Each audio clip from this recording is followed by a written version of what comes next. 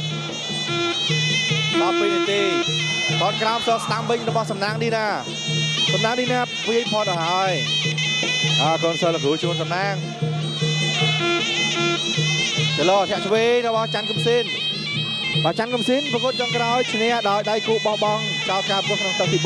4រីឯសំណាងឌីណាវិញបាទជួបជាមួយនឹងឯកវិធីចាញ់ដោយសន្លប់ក្នុងទឹកទី3ទល់គ្នាតែមួយដៃស្ដាំរបស់សំណាងឌីណាចលោវិញបាទកឹមស៊ីនចាក់ឆ្វេងតតជើងក្រោមអាយតតជើងក្រោមតាមតតជើងក្រោមរបស់សំណាងឌីណាម៉ាត់ខាលឆ្វេងមួយ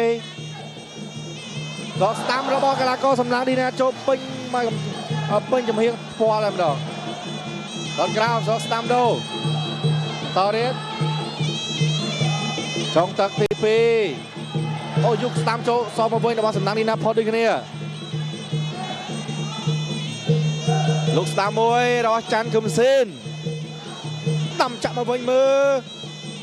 ធាក់ស្ដាំមួយទៀតរបស់សំណាងឌីណាអញ្ញាកណ្ដាលគ្រាប់ជាតិកំពុងតែត្រួតពិនិត្យខ្លាចចំប្រដាប់ការពារតតជើងក្រោមមួយចំគល់ផ្លូវរបស់កឹមស៊ីនកឹមស៊ីនដល់ថយបន្តិចចលោទៀតតតក្រោមដើរចូលសោកស្ដាំដូរផុតដូចគ្នាបាទលះហើយស្លឹកកាជាធាក់ស្ដាំមួយទៀតផតឆ្វេងផតរបស់ច័ន្ទកឹមស៊ីនសំណាងឌីណាដូរស្ដាំមួយចូលពេញទៀតអូយបាទកវីក្បាលថាណូប្រូប្លឹមយ៉ាដេញតាមរបស់សំណាងឌីណាចូលគីអោបចូលជង្គង់ឆ្វេង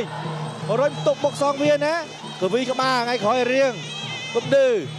វាយមកឆ្លាញ់តែកុំឌឺចាប់ទឹក